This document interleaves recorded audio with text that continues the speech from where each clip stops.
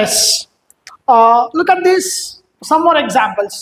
As if అంటే అయినట్లుగా, last క్లాస్లో చెప్పుకున్నట్టు అయినట్లుగా. యాజ్ ఇఫ్ అంటే అయినట్లుగా. ఆ లాస్ట్ వీడియోకి కంటిన్యూ ఇది. యాజ్ ఇఫ్ అంటే అయినట్లుగా. ఫర్ ఎగ్జాంపుల్, ఇంకొన్ని ఎగ్జాంపుల్స్ చూస్తే హీ ఈజ్ ఎ స్టూడెంట్. అతను ఒక విద్యార్థి. He is a student but he behaves, కానీ అతను ప్రవర్తిస్తాడు ఎలా అంటే as if he were a principal. అతనేమో ప్రిన్సిపల్ అయినట్లుగా ప్రవర్తిస్తాడు. ప్రిన్సిపల్ కాదు, ఆ అబ్బాయి కేవలం ఒక స్టూడెంట్, విద్యార్థి మాత్రమే. వాడు విద్యార్థి. ఇది real condition. He is a student అనేది real condition. He were a principal అనేది అన్రియల్ కండిషన్. అంటే ప్రిన్సిపల్ కాదు కానీ అయినట్లుగా.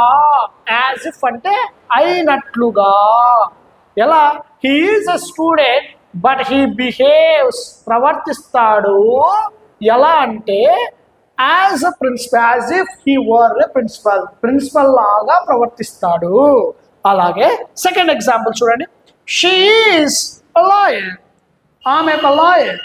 షీ ఈజ్ ఎ లాయర్, ఆమె ఒక lawyer. But she behaves as if, ఎలా అంటే షీ వర్ ఎ క్రిమినల్. ఆమె లాయర్ కానీ ఒక క్రిమినల్ లాగా ప్రవర్తిస్తుంది. She is a lawyer but she behaves as if she were a criminal, criminal లాగా ప్రవర్తిస్తుంది. అలాగే దే నో ఎవ్రీథింగ్, మనం అంటూ ఉంటాం ఈ సెంటెన్స్. దే నో ఎవ్రీథింగ్, వాళ్ళకి ప్రతిదీ తెలుసు. బట్ దే టాక్, కానీ మాట్లాడతారు ఎలా అంటే as if they know nothing. They know everything, వాళ్ళకి ప్రతిదీ తెలుసు. But they talk as if they know nothing, ఏమి తెలియనట్లుగా మాట్లాడతారు. కానీ నిజంగా అయితే వాళ్ళకి అన్నీ తెలుసు. They know everything but they talk as if they know nothing, ఏమీ తెలియనట్లుగా మాట్లాడతారు. అలాగే fourth one, he understands the problem but he pretends as if he hadn't understood. The next one, she always blames others. ఆమె ఎప్పుడు ఇతరులను కించపరుస్తుంది. she always blames others, ఇతరులను కించపరుస్తుంది ఎలా అంటే as if she never makes a mistake person. she never makes a mistake, ఆమె ఏది తప్పు చేయనట్లుగా ఇతరులని బ్లేమ్ చేస్తుంది. షీ ఆల్వేస్ బ్లేమ్స్ అదర్స్ అంటే ఇతరులు ఎవరైనా చిన్న చిన్న తప్పులు చేస్తే అవే పట్టుకొని చేస్తారు చూడండి. అదే పనిగా వాటిని వేలెత్తి చూపిస్తూ ఉంటారు. మంచి చేసిందంతా వదిలేస్తారు. సో ఎక్కడో చిన్న తప్పు జరిగితే దాన్ని పట్టుకొనే వేలెత్తి చూపిస్తారు.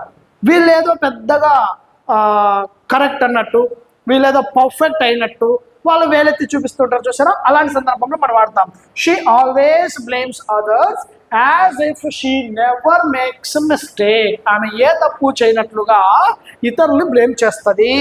అలాగే హీ కేమ్ హియర్, అతను ఇక్కడికి వచ్చాడు. He came here, real condition. He came here, అతను ఇక్కడికి వచ్చాడు ఎలా అంటే as if we had invited him, మనమేదో అతను పిలిచినట్టు ఆయన ఇక్కడికి వచ్చాడు. అంటే మనం పిలవలేదు, పిలిచినట్లుగా ఆయన ఇక్కడికి వచ్చాడు. అంటే he came here as if we had invited him, మనం అతను ఇన్వైట్ చేసినట్టుగా అతను ఏదో ఇక్కడికి వచ్చాడు. ఇలా యాజ్ ఇఫ్ని వాడొచ్చు మనం. యాజ్ ఇఫ్ అంటే అయినట్లుగా, యాజ్ అంటే వలే, యాజ్ ఇఫ్ అంటే అయినట్లుగా. సో ఇలా మనం యాజ్ ఇఫ్ అనే ఫ్రేజ్ని రకరకాల సెంటెన్సెస్లో మనం ఫస్ట్ వీడియోలో చెప్పుకున్నట్టు సింపుల్ సెంటెన్సెస్, కానీ ఇక్కడ ఏమంటే two sentences. He is a student అనేది ఒకటి, బట్ ఇది సెకండ్ సెంటెన్స్. తర్వాత యాజ్ ఇఫ్ కలుపుతూ ఇది ఒక సెంటెన్స్. అంటే మళ్ళీ తర్వాత మనకు రకరకాల సెంటెన్స్, ఇంకా సెంటెన్సెస్ ఎలాబరేట్ చేస్తూ పెద్ద సెంటెన్సెస్ ఎలా ఫ్రేమ్ చేయాలో కూడా మనం నెక్స్ట్ వీడియోలో తెలుసుకుందాం. సింపుల్గా మీరు ఏం గుర్తుపెట్టుకోవాలంటే యాజ్ ఇఫ్ అంటే అయినట్లుగా, కాదు కానీ అయినట్లుగా, కాదు కానీ అయినట్లుగా అనే మీనింగ్లో ఇలా మనం వాడతాం.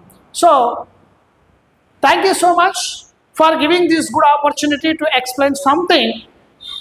నాకు ఒక అవకాశం ఇచ్చినందుకు ప్రతి ఒక్కరికి ధన్యవాదాలు తెలియచేసుకుంటూ, అలాగే నాకు జీవిత పాఠాలు నేర్పించినటువంటి నా తండ్రి గారిని మరొక్కసారి స్మరించుకుంటూ, నా తండ్రి గారికి పాదాభివందనం తెలియచేసుకుంటూ, అలాగే నా వీడియోస్ని ఫాలో అవుతూ మన యూట్యూబ్ ఛానల్ని సబ్స్క్రైబ్ చేసినటువంటి వారి యొక్క తల్లిదండ్రికి ప్రత్యేకంగా ప్రతి వీడియోలో నేను నమస్కరించుకుంటూ మనస్ఫూర్తిగా వాళ్ళకి రుణపడి ఉంటానని మాటిస్తూ, మరొక మంచి వీడియోతో మీ ముందుంటాడు మీ Shekhar sir. Have a nice time to all.